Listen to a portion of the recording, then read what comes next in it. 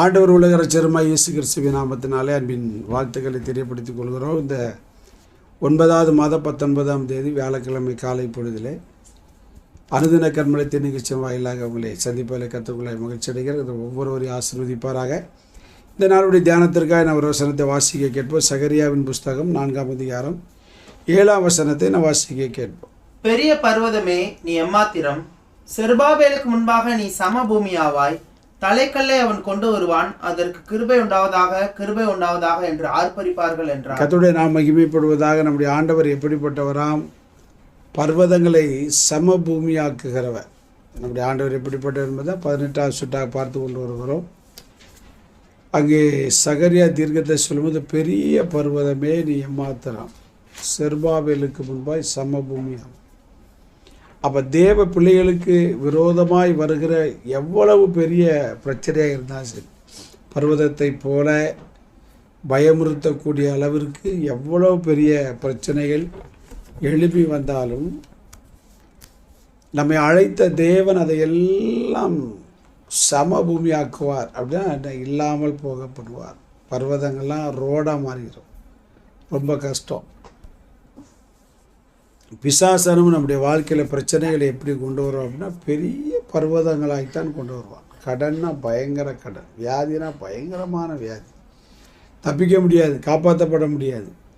போராட்டங்கள், தோல்வினா அடிக்கு மேலே அடி, நஷ்டம்னா நஷ்டத்துக்கு மேலே நஷ்டம், கவலைனா கவலைக்கு மேலே கவலை.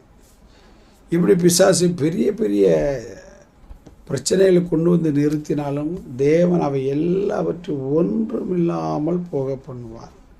அதைத்தான் ஏசாயா தீர்க்கதரிசி சொல்லும் போது 25ஆம் அதிகாரம் 4ஆம் வசனத்தில் வாசிக்க கேட்போம். கொடூரமானவர்களின் சீரல் மதிலை மோதி அடிக்கிற பெருவெள்ளத்தை போல இருக்கையில் நீர் ஏழைக்கு பலனும் நெருக்கப்படுகிற எளியவனுக்கு திடனும் பெருவெள்ளத்துக்கு தப்பும் அடைக்கலமும். ஆமாம், பெருவெள்ளத்தை போல பயங்கரமான பிரச்சனைகள் கடல் அலை போல ஒன்றன் பின் ஒன்று, அலைகள் ஓய்வதில்லைன்னு சொன்ன மாதிரி பிரச்சனைகள் ஓயாது.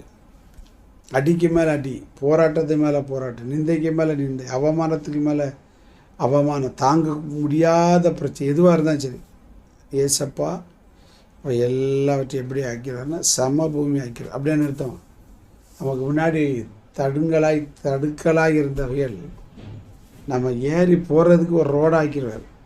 செங்கடல் அப்படி தானே, அதை மதிலுமாய் நின்னது, அதை ஆண்டவர் மத்தியில் போயிட்டு வாங்கன்னு அனுப்பி விட்டார். அதனால தான் மோசே தன் சங்கீதத்தில் எழுதும்போது இவ்விதமாக எழுதினான்.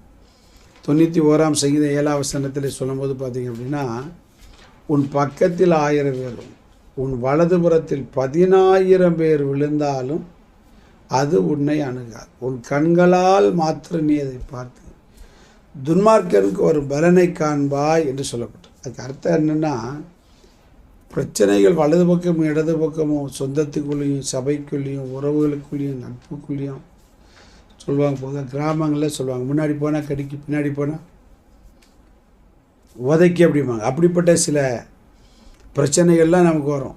முன்னாடி போக முடியாது, பின்னாடி போக முடியாது. என்ன செய்ய? ஒன்றும் வேண்டாம். கர்த்தர் மேல் பாரத்தை வை. அவர் என்னை எப்படி சமமாக்கணுங்கிறது அவருக்கு தெரியும். சோத்திரம் 118ஆம் சங்கீதத்தில் சொல்லும்போது பார்த்தீங்கன்னா, என்னை சுற்றிலும் தேனீக்களை போல வளைந்து விட்டார்கள், நெருப்புப்பட்ட அந்த முள்ளப்பட்ட நெருப்பு போல் அவர்கள் அணைந்து போவார். அதனால் ஒன்றும் கவலைப்படாதீங்க.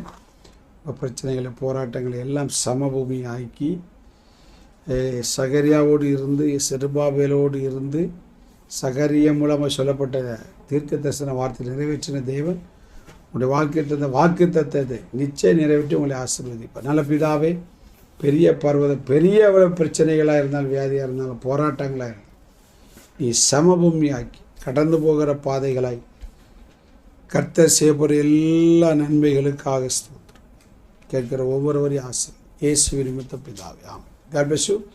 நாளை காலை அனுதின கர்மலை சந்திக்க வரைக்கும் தேவ கிருபை நம்மை தாங்கி நடத்துவதாக. ஆமாம்.